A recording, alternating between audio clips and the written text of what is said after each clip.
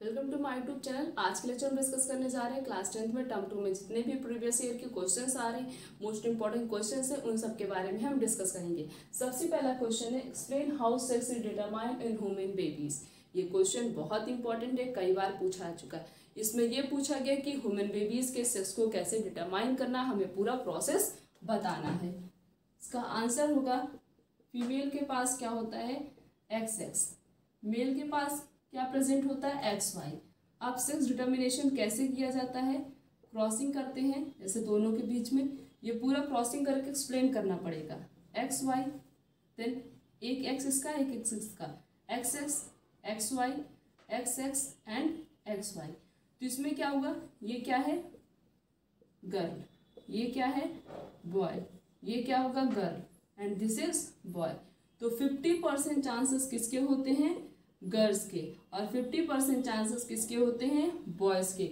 But ये तो हो गया, बट सेक्स को अगर पूछा जाए कि बेबी के सेक्स को डिटरमाइन कौन करता है, बेबी के सेक्स को डिटरमाइन फादर करते हैं, मींस मेल करते हैं, क्योंकि फीमेल के पास तो same pair of chromosome present है, दोनों एक्स एक्स प्रेजेंट है, बट मेल के पास एक एक्स है और एक वाई है। तो ये डिटरमाइन कौन करता है, तो सेक्स डिटर्मिनेशन बेबी का कौन करता है, male means father. The next question is blood related question है, पूछा जाता है a man having a blood group, man का ब्लड ग्रुप ए है, उसने शादी की है ऐसी वुमेन से जिसका ब्लड ग्रुप क्या है, ओ है। उनके कुछ बच्चे हुए, हमें बताना है कि उनके बच्चों का ब्लड ग्रुप क्या होगा। हम पहले इसके लिए जीनोटाइप लिखते हैं। ए के लिए लिखेंगे IA, ओ के लिए लिखते हैं IO एंड IO। एक तो ये फॉर्म होता है लिखने का, दूसरा तरीका ये भी होता है IA स्मॉल आई, और इस तरीके से, ये दो तरीके से सेक्स को क्या किया जाता है, लिख सकते हैं ब्लड ग्रुपिंग को। ये तो दो का हमने बता दिया, बचा क्या B और AB का। B का क्या होगा IB इस तरीके से भी लिख सकते हैं, IB स्मॉल आई ऐसे भी लिख सकते हैं। AB का क्या होगा IA एंड IB, बस ये दो तरीके से, ये सब जीनोटाइप। अब कोई भी क्वेश्चन आ जाए, दे दिया जाए फादर का B, मदर का AB, तो बेबी का क्या होगा तो हम आइडेंटिफाई कर सकते हैं। इसमें क्या था, इसमें मेल का क्या है A है और मदर का क्या था O था। अब दोनों की क्रॉसिंग करके देखते कि बच्चे का ब्लड ग्रुप क्या आएगा, चाहे हम इस जीनोटाइप का यूज करें चाहे हम इस जीनोटाइप का यूज करें, दोनों में रिजल्ट सेम आना है। A ब्लड ग्रुप, किसी का भी ब्लड ग्रुप कहीं भी लिख लो, यूनिट स्क्वायर बना के हम इस जीनोटाइप का यूज करके क्रॉसिंग करेंगे। IA small I, then IA, इसमें ये क्या हुआ, IA क्या है डोमिनेंट है, स्मॉल आई रेसिव है, तो डोमिनेंट का कैरेक्टर एक्सप्रेस होगा, रेसिव का नहीं होगा, तो ब्लड ग्रुप क्या होगा A। इसमें से ब्लड ग्रुप क्या आया A, ये क्या होगा दोनों ही रेसिव है, दोनों आइडेंटिकल है, तो ब्लड ग्रुप O, इसमें से O, तो बेबी का ब्लड ग्रुप क्या आएगा A आएगा या तो O आएगा। ये A भी हो सकता है और O भी हो सकता है। अब इस तरीके से कैसे भी क्वेश्चन दे सकते हैं, A भी दे सकते हैं, मदर का फादर का B दे दिया गया, तो हम क्रॉसिंग करके ये इस जीनोटाइप का यूज करके क्रॉसिंग करके निकाल सकते हैं। Next question is what is meant by biodegradable waste material, give 2 example of biodegradable waste material. Biodegradable waste material क्या होता है, साथ साथ में इसका 2 एग्जांपल लिखना है। बायोडिग्रेडेबल वेस्ट मटेरियल का मतलब होता है ऐसे सब्सटेंस या ऐसी चीजें जिसको जो माइक्रो ऑर्गेनिज्म मीन्स जो डीकम्पोजर्स प्रेजेंट होते हैं इस इकोसिस्टम में, वो उसको डीकम्पोज करते इजिली और उसको किसी सिंपल सब्सटेंस में ब्रेक डाउन करते, उसे कहते हैं बायोडिग्रेडेबल सब्सटेंस। मीन्स ऐसे सब्सटेंस जो इजिली ब्रेक डाउन हो जाए और वो इन्वायरमेंट को कोई भी पोल्यूशन भी ना पोल्यूशन भी ना पहुंचाए, इन्वायरमेंट उसकी वजह से पोल्यूटेड भी ना हो, उसे कहते हैं बायोडिग्रेडेबल वेस्ट मटेरियल। अब इसका एग्जाम्पल हम लिख सकते हैं, जैसे कि पेपर हो गया और जो वेजिटेबल्स पिल्स होती हैं, मतलब वेजिटेबल्स के जो छिलके होते हैं, 2 एग्जाम्पल लिखना है, तो पेपर हो गया और वेजिटेबल पिल्स हो गया। ये सब क्या होता है इजिली ब्रेक डाउन भी हो जाते हैं, मीन्स इजिली डिकम्पोज हो जाते हैं by the help of decomposers, और इन्वायरमेंट में कोई भी पॉल्यूशन भी नहीं कॉज करते हैं। Then next question is what is mean by a non biodegradable waste material क्या होता है, और साथ साथ में इसका भी 2 एग्जाम्पल लिखना है। इसी का जस्ट अपोजिट बायोडिग्रेडेबल मीन्स जो इजिली ब्रेक डाउन हो जाते हैं।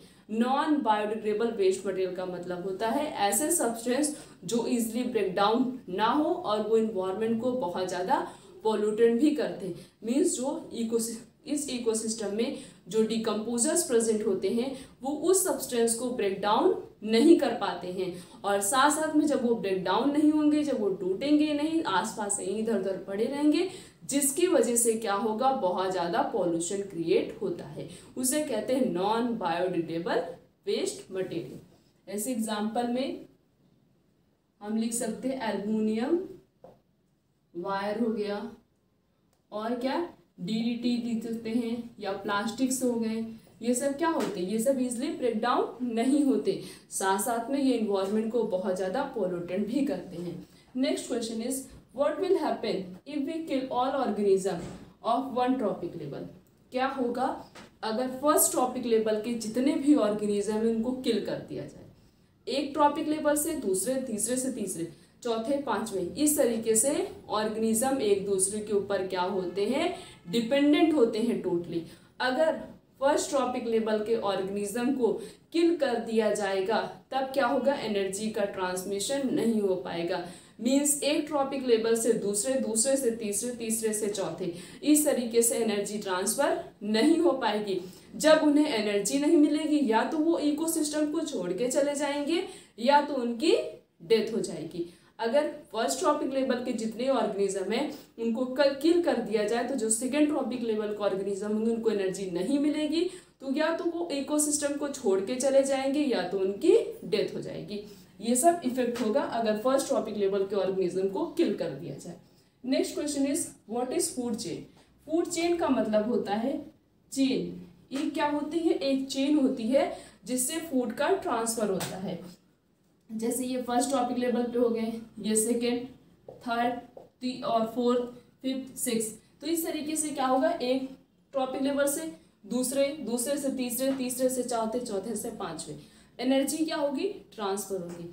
यही जो एनर्जी एक चेन के फॉर्म में ट्रांसफर हो रही, चेन के फॉर्म में एनर्जी का क्या हो रहा है, ट्रांसमिशन हो रहा है, इसे क्या बोलते हैं, इसी को बोलते हैं फूड चेन। एक ट्रॉपिक लेवल से दूसरे, दूसरे से तीसरे, तीसरे से चौथे, चौथे से पांचवे, इस तरीके से एक चेन के फॉर्म में जब एनर्जी का ट्रांसमिशन होता है इसे कहते हैं food chain. Next question is what is 10% law. इसमें पूछा गया कि 10% लॉ क्या होता है। 10% लॉ का मतलब होता है एक ट्रॉपिक लेवल से दूसरे, दूसरे से तीसरे में सिर्फ और सिर्फ 10% एनर्जी का ही ट्रांसमिशन होता है। जैसे यहाँ से 10% एनर्जी, फिर 10 मीन्स सिर्फ और सिर्फ 10% एनर्जी एक ट्रॉपिक लेवल से दूसरे, दूसरे से तीसरे, तीसरे से चौथे, कितने परसेंट एनर्जी का ट्रांसमिशन होता है, सिर्फ और सिर्फ 10% एनर्जी का ट्रांसमिशन होता है, उसी को बोलते हैं 10% law. Next question is right the full form of CFC का फुल फॉर्म लिखना है। CFC का फुल फॉर्म है क्लोरोफ्लोरोकार्बन। क्या है, chlorofluorocarbon. Give it one harmful effect. ये क्या कर रहा है, क्लोरोफ्लोरोकार्बन क्या करता है, ओजोन में होल कर रहा है। क्या हो रहा है, इसी क्लोरोफ्लोरोकार्बन की वजह से ओजोन में होल हो रहा है, जिसकी वजह से कंटिन्यूअस अल्ट्रावायलेट की जो रेडिएशन है वो एटमॉस्फेयर को हार्म कर रही है। ओजोन क्या करता है, ओजोन उस अल्ट्रावायलेट रेडिएशन से प्रिवेंट कर रहा है। जब ओजोन में होल हो रहा है तो वो प्रिवेंट नहीं करेगा, तो इसका हार्मफुल इफेक्ट क्या है, ये क्या कर रहा है, ओजोन डिप्लीशन कॉज कर रहा है। क्या कर रहा है, ओजोन डिप्लीशन मीन्स ओजोन में होल कॉज कर रहा है। Then next is what is sewage. Sewage क्या होता है, सीवेज जितने भी वेस्ट मटेरियल होते हैं हाउस होल्ड के, मीन्स घर से जितने भी वेस्ट मटेरियल निकलते हैं उन्हें क्या बोलते हैं, वो सब क्या होते हैं, sewage. Illustrate the following with the help of diagram. इसमें कुछ चीजें दी गई हैं, इसको जो है डायग्राम के अकॉर्डिंग डायग्राम को एक्सप्लेन करते हुए इसको एक्सप्लेन करना है। सबसे पहला है spore formation is Rhizopus. Rhizopus में स्पोर का फॉर्मेशन कैसे होता है इसको एक्सप्लेन करना है। जैसे ये राइजोपस का डायग्राम है, इसमें जैसे ये स्पोर्स ओरिजिनेट हुई है, इसके अंदर क्या प्रेजेंट है, ये छोटे छोटे स्पोर्स प्रेजेंट है। स्पोर्स क्या होते हैं, स्पोर्स होते हैं 1000 ऑफ माइन्यूट छोटे छोटे पोर्स होते हैं, वो ये छोटे छोटे क्या है स्पोर्स हैं। ये स्पोर्स क्या होंगे, मतलब ब्रस्ट होंगे, एयर के कांटेक्ट में आएंगे, ब्रस्ट होने के बाद एयर में क्या हो जाते हैं, डिस्पर्स हो जाते हैं। डिस्पर्स होने के बाद फिर ये क्या होते हैं, इन्हीं से एक नए राइजोपस का फॉर्मेशन होता है। मीन्स इसी स्पोर से एक नई स्पीसीज का फॉर्मेशन होता है। Spore being disperse into air, air में डिस्पर्स होंगे, ये क्या है, इसका स्टेम है। और ये जो छोटे छोटे फिलामेंट्स लाइक स्ट्रक्चर दिखाई देते हैं, इन्हें क्या बोलते हैं, इन्हें बोलते हैं हाइपा। जब ये स्पोर्स एयर में डिस्पर्स होते हैं, इन्हीं स्पोर्स से जो है नई स्पीसीज का फॉर्मेशन होता है। तो इस तरीके से राइजोपस में क्या होता है, स्पोर का फॉर्मेशन होता है। द नेक्स्ट क्वेश्चन है मल्टीपल फिजन इन प्लाज्मोडियम। मल्टीपल फिजन किस तरीके से प्लाज्मोडियम में होता है, इसको डायग्राम को लेकर समझाना है। जैसे अनफेवरेबल कंडीशन में, मीन्स जब प्रॉपर कंडीशन नहीं मिलती है प्लाज्मोडियम को, तब वो क्या करता है, वो किस्ट की एक लेयर बना देता है। क्या बना देता है, एक सिस्ट की लेयर बना देता है। ये क्या होती है, ये प्रोटेक्टिव वॉल होती है। और इसी के पास क्या प्रेजेंट है, जैसे ये सेल है और इसका ये साइटोप्लाज्म है, और सेंटर में जो प्रेजेंट होता है उसे क्या बोलते हैं, न्यूक्लियस बोलते हैं। उसके बाद जब उसको प्रॉपर, फिर वो इसने एक लेयर बना दी थी, उसके बाद उसको प्रॉपर कंडीशन मिलेगी, फेवरेबल कंडीशन मिलेगी, तब क्या होगा, many daughter cell produce by multiple fission, बहुत सारे डॉटर सेल का फॉर्मेशन होगा। नंबर्स ऑफ डॉटर सेल का फॉर्मेशन हो जाएगा by the help of multiple fission. Next क्या होगा, उसके बाद ये जो सिस्ट की वॉल थी ये ब्रेक डाउन हो जाएगी, मतलब टूट जाएगी, और जितनी भी डॉटर सेल थी, cell release from the daughter cell क्या होंगी, वो सब बाहर रिलीज हो जाएंगी, और इसी से एक नई स्पीसीज का फॉर्मेशन होता है। तो प्लाज्मोडियम में क्या होता है, मल्टीपल फिजन। इस तरीके का ये पूरा स्टेप है, इस तरीके पूरा प्रोसेस है। और जो है स्पोर फॉर्मेशन किसमें होता है, राइजोपस में होता है। इन दोनों को एक्सप्लेन करना था किसके according, by the help of their diagram. Next question is state what type of method is used for growing jasmine plant. Jasmine plant की ग्रोथ के लिए कौन से मेथड का यूज किया जाता है। जैस्मिन प्लांट की ग्रोथ कराई जाती है आर्टिफिशियल प्रोपोगेशन मेथड। 3 प्रकार के आर्टिफिशियल प्रोपोगेशन मेथड होते हैं, एक होता है कटिंग, एक होता है ग्राफ्टिंग, तीसरा होता है लेयरिंग। बट जिसमें जैस्मिन का यूज होता है वो है लेयरिंग। जैस्मिन के अंदर क्या होता है, लेयरिंग होता है। लेयरिंग आर्टिफिशियल प्रोपोगेशन होता है। इसमें क्या होता है, जैसे जैस्मिन के प्लांट में बहुत सारी ब्रांचेस ओरिजिनेट हुई रहती, तो वो ब्रांचेस क्या होती हैं, ग्राउंड से आके टच हो जाती हैं, और उसके बाद उसी ब्रांच से जो है रूट का फॉर्मेशन होता है, और वही एक जो नया ब्रांच ओरिजिनेट हुआ है उसी से एक नई स्पीसीज का फॉर्मेशन हुआ। तो जैस्मिन में क्या होता है, जैस्मिन में जो है लेयरिंग होती है। किस क्या होता है, लेयरिंग। और लेयरिंग किस में आता है, आर्टिफिशियल प्रोपोगेशन ऑफ प्लांट में। नेक्स्ट क्वेश्चन है give an example of each unisexual and bisexual flower का एग्जाम्पल बताना, बस एग्जाम्पल बताना।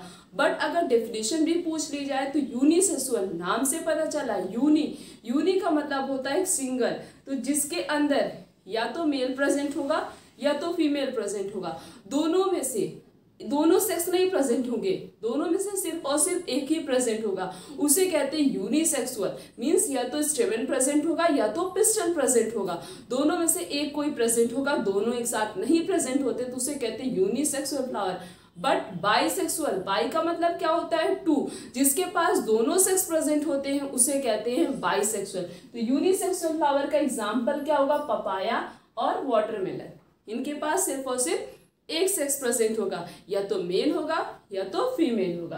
Then next is bisexual flower क्या होगा, हिबिस्कस और मस्टर्ड प्लांट। ये तो बस इसमें एग्जाम्पल पूछा था, अगर डेफिनेशन पूछी जाए तो डेफिनेशन लिख के हम एग्जाम्पल लिख सकते हैं।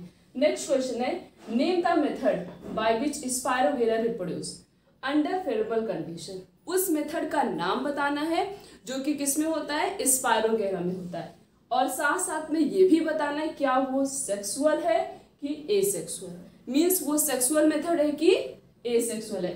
तो स्पायरोगेरा के अंदर क्या होता है, फ्रेगमेंटेशन। क्या होता है, फ्रेगमेंटेशन।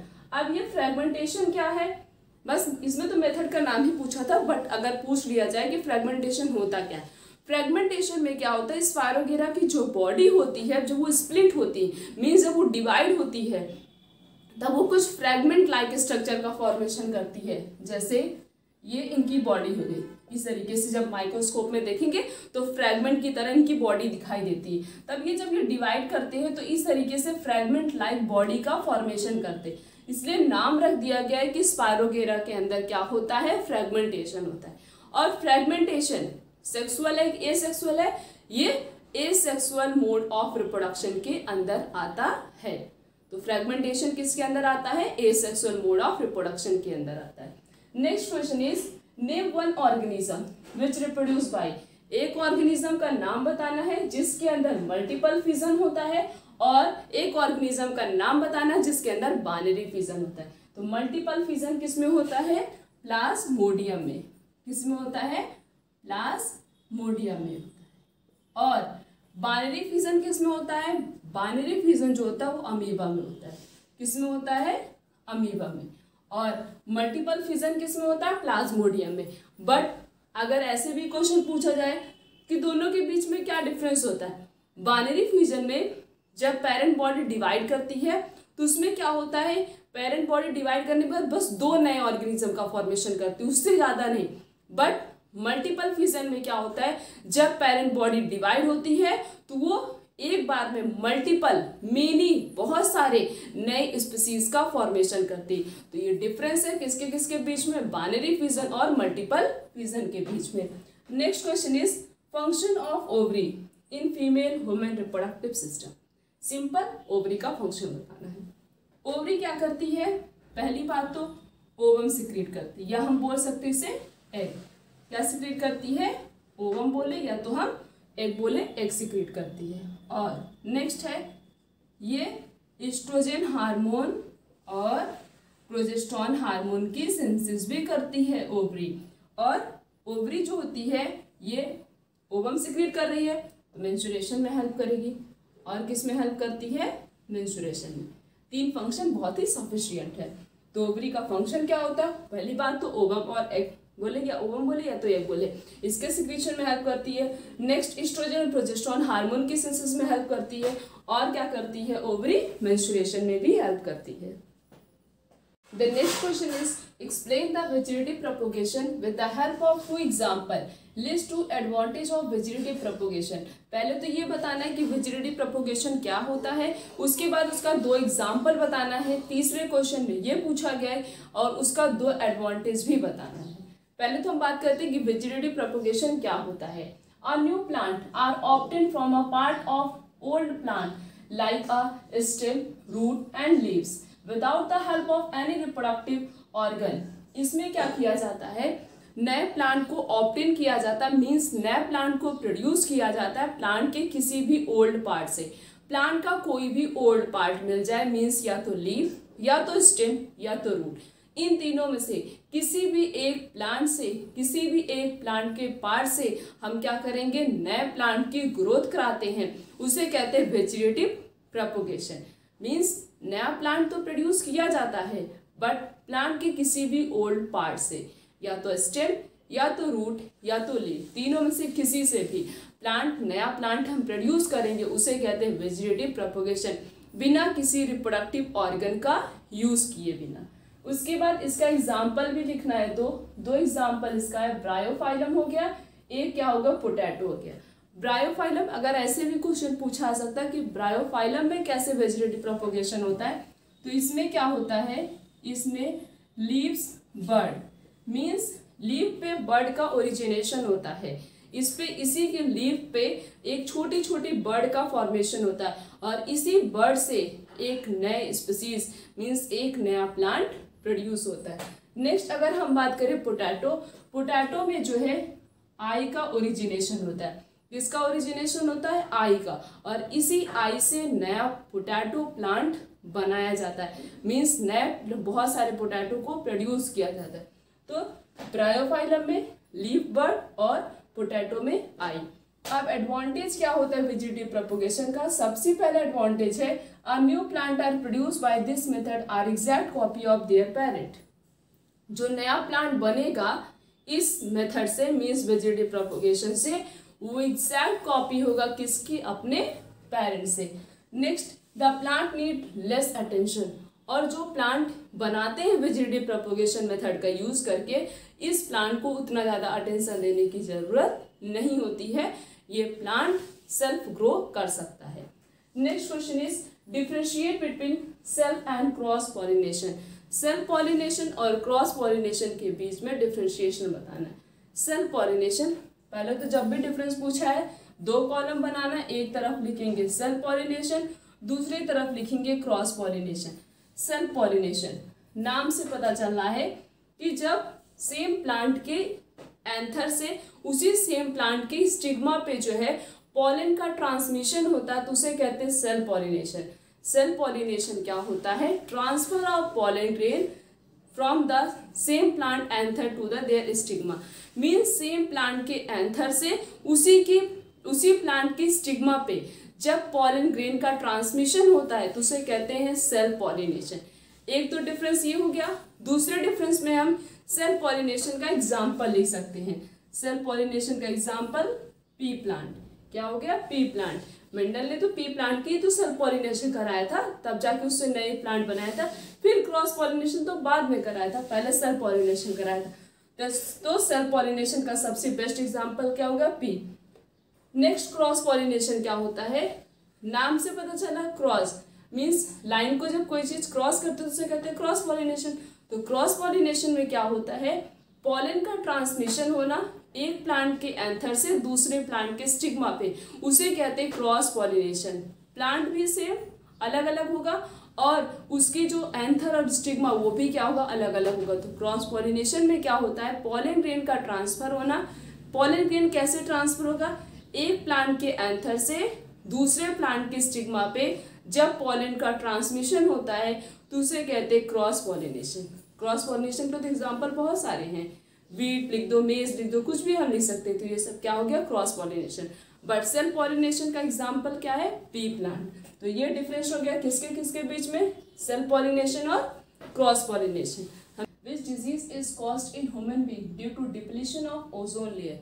कौन सी ऐसी डिजीज है जो कि ह्यूमन बीइंग में कॉज होती है ओजोन लेयर के डिप्लीशन की वजह से? मीन्स जैसे जैसे ओजोन लेयर में होल होते जा रहा है, तो जब होल होता है ओजोन लेयर में तो वो कौन सी डिजीज कॉज करता है ह्यूमन बीइंग में, हमें उस डिजीज का नाम बताना है।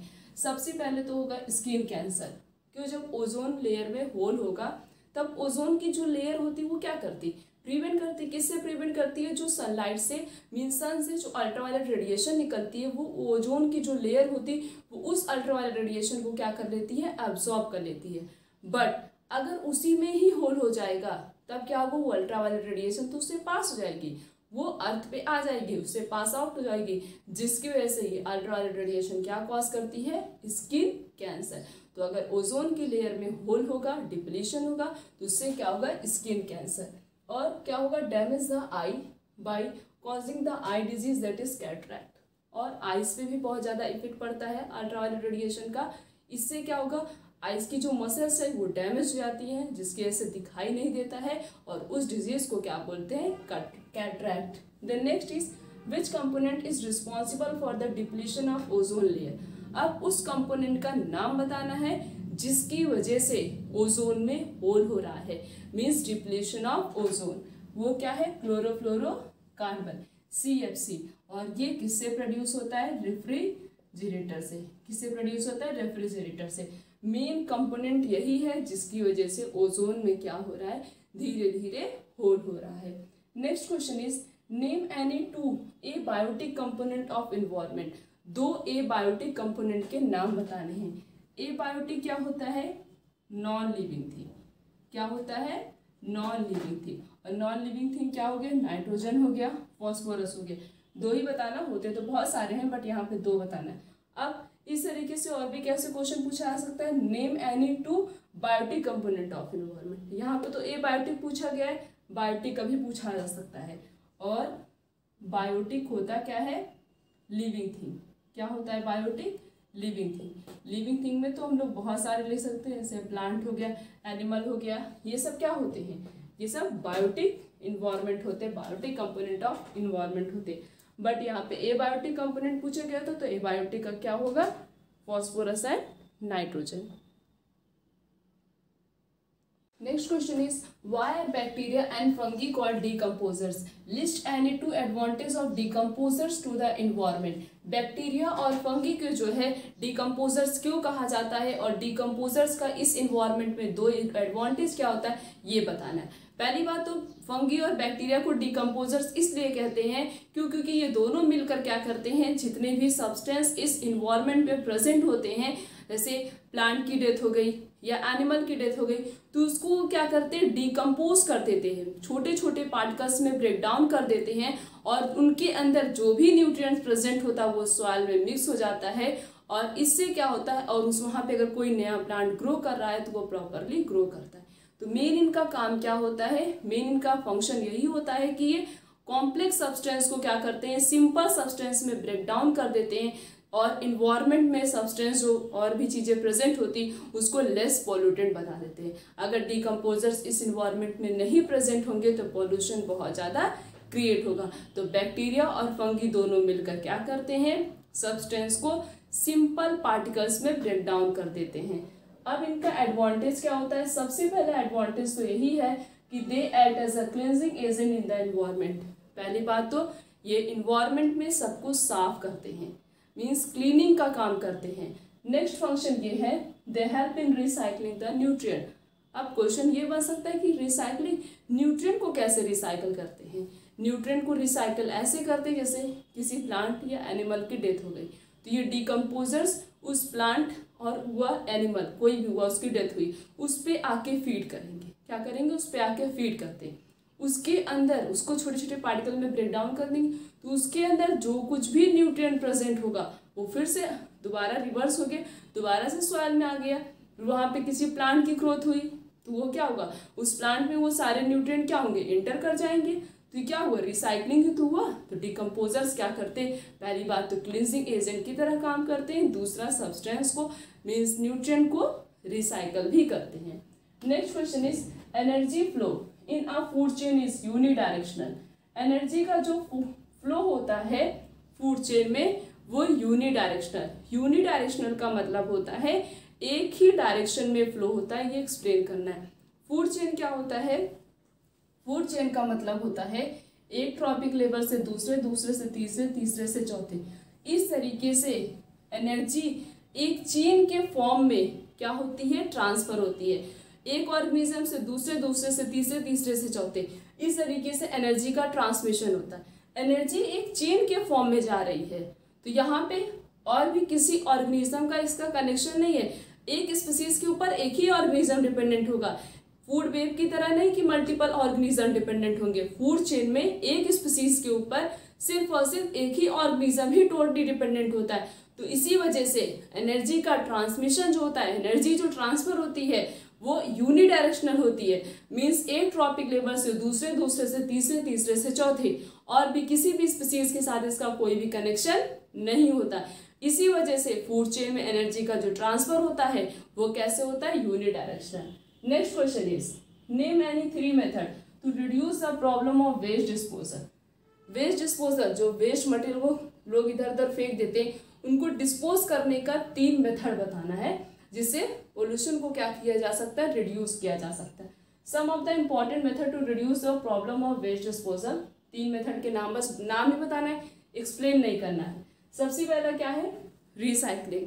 दूसरा क्या है, प्रिपरेशन ऑफ कंपोस्ट। तीसरा है लैंडफिल। अब अगर एक्सप्लेन करने को बोला जाए तो एक्सप्लेन भी कर सकते हैं। रिसाइकलिंग का मतलब होता है कुछ सब्सटेंस ऐसे होते हैं, कुछ वेस्ट मटेरियल ऐसे होते हैं जिनको दोबारा से उसका मतलब कोई प्रोडक्ट बना के उसको दोबारा से रिसाइकल करके यूज कर सकते हैं, तो उसे कहते हैं recycling. Next is preparation of compost, means जो हमारे घरों का जो किचन से जितने भी वेस्ट प्रोडक्ट निकलते हैं, जितनी भी चीज़ें निकलती है उसको हम क्या करें, एक पॉट ले लें, उसमें डालते जाए, इससे क्या होगा, वो मैन्योर के फॉर्म में बन जाएगा, कुछ महीने बाद वो मैन्योर बन जाएगा, उसको जो है हम यूज़ कर सकते हैं। वो हो गया preparation of compost. Next is landfill.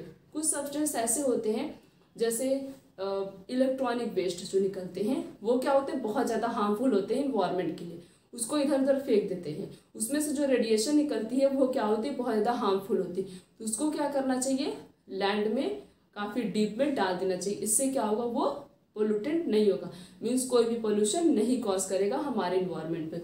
तो इस 3 मेथड का यूज करके क्या कर सकते हैं, वेस्ट डिस्पोजल मीन्स रिड्यूस कर सकते हैं problem of the waste disposal. The next question is what is STD? Name to STD. STD क्या होता है और STD के 2 एग्जाम्पल बताने हैं। STD का मतलब होता है सेक्सुअली ट्रांसमिटेड डिजीज। क्या होती है? सेक्सुअली ट्रांसमिटेड डिजीज ऐसी डिजीज होती है जो ट्रांसफर होती है पर्सन से दूसरे पर्सन में by the help of their sexual contact is known as sexually transmitted disease. और 2 उसके नाम लिखने हैं, एक हो गया सिफिलिस और एक क्या हो गया, एड्स। 2 नाम लिखने तो ये दोनों डिजीज कैसी होती है, sexually transmitted disease. Next question is how do potato and Bryophyllum plant reproduce by vegetatively. किस तरीके से पोटैटो और ब्रायोफाइलम में वेजिटेटिव रिप्रोडक्शन होता है। पोटैटो में आई का फॉर्मेशन होता है या हम बोल सकते हैं ट्यूबर का फॉर्मेशन होता है और इसी आई से नया प्लांट बनता है, नया पोटैटो बनता है। और ब्रायोफाइलम में क्या होता है, लीव्स बर्ड्स मीन्स इसके लीव्स होती हैं उसमें बर्ड का ओरिजिनेशन होता है और इसी बर्ड से जो है नए स्पीसीज का फॉर्मेशन होता है। इस तरीके से पोटैटो और ब्रायोफाइलम में वेजिटेटिव रिप्रोडक्शन होता है। Next is state the function of. पहले तो टेस्टिस का फंक्शन बताना है। टेस्टिस क्या करता है, स्पर्म के फॉर्मेशन में हेल्प करता है और क्या करता है, टेस्टोस्टेरोन हार्मोन की सिंथेसिस करता है। ओवरी क्या करती है, ओवरी ओवम के सिक्रेशन में हेल्प करती है और एस्ट्रोजन हार्मोन और साथ साथ में प्रोजेस्टेरोन हार्मोन की सिंथेसिस भी करती है। अब स्टेमेन का काम क्या है, stamen is the male reproductive organ. Stamen क्या होता है, फ्लावर में मेल रिप्रोडक्टिव ऑर्गन होता है। स्टेमेन क्या करता है, स्टेमेन पॉलन ग्रेन को रिसीव करता है। क्या करता है, पॉलन ग्रेन को रिसीव करता है। Next is pistil. पिस्टिल क्या होता है, फीमेल रिप्रोडक्टिव ऑर्गन और फीमेल रिप्रोडक्टिव ऑर्गन क्या करती है, ये फर्टिलाइजेशन में हेल्प करती है। ये हो गया इन चारों का function. Next question is what term did Mendel use for gene. Mendel ने जीन के लिए कौन से टर्म का यूज किया था। मेंडल ने जीन के लिए यूज किया था फैक्टर। किसका यूज किया था, फैक्टर। अब बताना है कि जीन प्रेजेंट कहाँ होता है। जीन जो होता है वो किस में प्रेजेंट होता है, डीएनए में प्रेजेंट होता है। जीन ही का तो ट्रांसमिशन होता है पेरेंट्स उनकी प्रोजेनी में, तो जीन किस में प्रेजेंट होता है, डीएनए में प्रेजेंट होता है। और मेंडल ने जीन की जगह पे क्या दिया था, जीन के लिए क्या यूज किया था, फैक्टर। उन्होंने बताया था कि मतलब कोई भी चीज़ ट्रांसफर होती है पेरेंट्स उनकी प्रोजेनी में, बट उसका नाम नहीं दिया था, नाम तो बाद में दिया गया था। तो मेंडल ने जीन के लिए किसका यूज किया था, फैक्टर का। जीन तो अब मॉडर्न लाइफ में बोला जाता है, पहले उसको लोग फैक्टर ही बोलते थे। हमने इस पूरे लेक्चर में डिस्कस किया प्रीवियस ईयर के मोस्ट इंपॉर्टेंट क्वेश्चंस के बारे में। आने वाले लेक्चर में इस तरीके से और भी बहुत सारे क्वेश्चंस के बारे में डिस्कस करेंगे। आज के लेक्चर यहीं तक, थैंक यू।